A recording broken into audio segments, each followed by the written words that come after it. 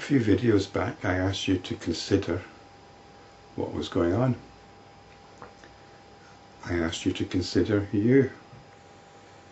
And who, apart from you, is a party to what you're experiencing? And there's only you. There's only you experiencing sound. There's only you experiencing any colour. There's only you experiencing any particular discomfort or pain or mood. There's only you experiencing a particular thought. Nobody else knows what thought you're experiencing. But we like to tell ourselves that this isn't so. It's indisputably so. But we don't like to admit this. For some reason, we're afraid to admit this. Perhaps we're afraid that we might get lonely. Or perhaps we're afraid of being accused of being egocentric, megalomaniacal, even having delusions of grandeur. But that's only if you're identifying with an ego. An ego is no more than an idea. It's no more than a notion.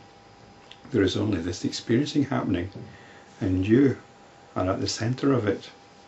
And you believe that others are experiencing something similar.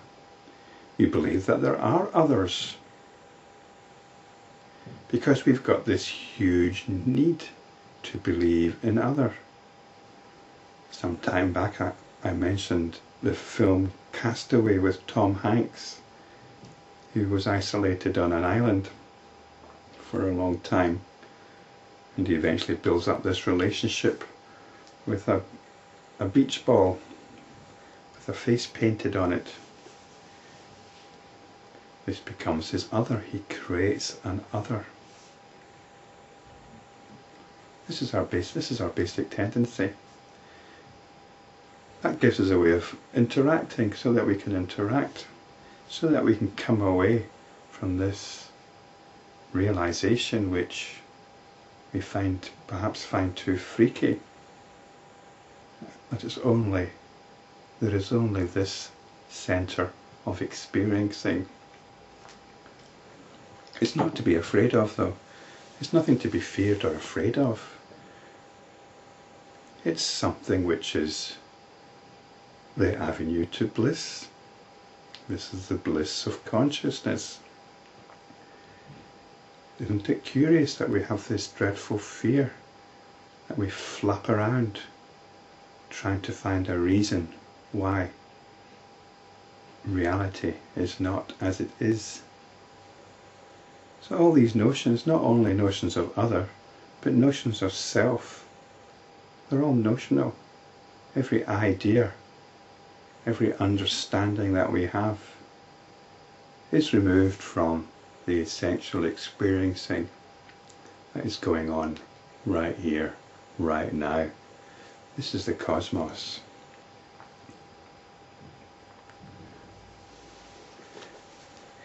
In flowers, leaves, fruits, pillars. Some Hindu temples have a lot of pillars. Trees, and in everything as everything and everywhere, the Supreme Being alone exists as the other. The two expressions, namely the Supreme Being and the universe, are synonymous. So realize that anything which is not within the immediate experiencing is notional. Also, any idea you've got about the immediate experience is notional.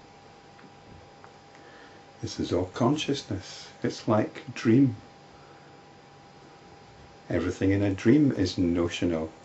Everything in the waking state is notional. There's only the experiencing going on. When, through the study of the scriptures dealing with self-knowledge, this truth is realized, there is liberation. All our notions are the source of all our anxieties, all our fears. all our psychological pain. When you drop your belief in your notions, then all psychological pain is cut at a stroke. The content or the reality of notions and thoughts is Brahman, or the infinite consciousness. And that itself is the content or the reality of the world appearance too. Hence the world is Brahman. And this is what gives it its apparent reality. This is why we believe in the external world. Because this is the power of consciousness.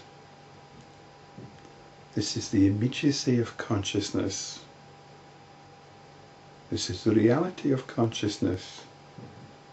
It's because consciousness is reality that everything that arises in consciousness seems real. When you're in a dream, that's consciousness. It seems real. It seems very real. This is what consciousness does. It gives us that sense of reality. But in giving us that sense of reality, we forget about consciousness. Spiritual practice is about coming back to the reality of consciousness. Descriptions and that which is beyond description, injunctions and prohibitions, existence and non-existence, silence and non-silence, jiva and the self, all this is Brahman. The reality alone appears to be the unreal appearance. When all this is Brahman alone, what is activity and what is renunciation and all the rest of it? What is all of our understanding? What does it all come to? It's all notions. Notions floating around on an ocean of notions. In one sleep there arise both sleep and 1,000 dreams. Even so in the one indivisible consciousness, countless appearances arise. All these are essentially pure consciousness, which is extremely subtle. This is why we keep overlooking it, because it's so subtle. But it's the prime fact of all experience. It's awareness. Without awareness, how can there be anything? They are really indivisible, though they appear to be visible. The whole universe, including Rudra, Vishnu and Brahma, is like a dream. So the gods are also part of this reality. They're part of this dreamlike reality. All reality is dreamlike. In that single ocean of consciousness, this diversity with all its joys and sorrows arises. Just as one with a defective vision sees strange objects in space, even so the ignorant perceive the world. The ignorant are those caught up with notions of cognition. The notion that arises in Brahma, the creator, known as the world order, brings about all these and sustains them. We've got a certain world order, which scientists and sociologists and others study. But every night we have a dream which has got its own world order, different from this one. So there are different world orders possible. In the world order of a particular dream, you might be able to fly. In this world order, which we call the waking world order, individual human beings do not seem to be able to fly under their own power.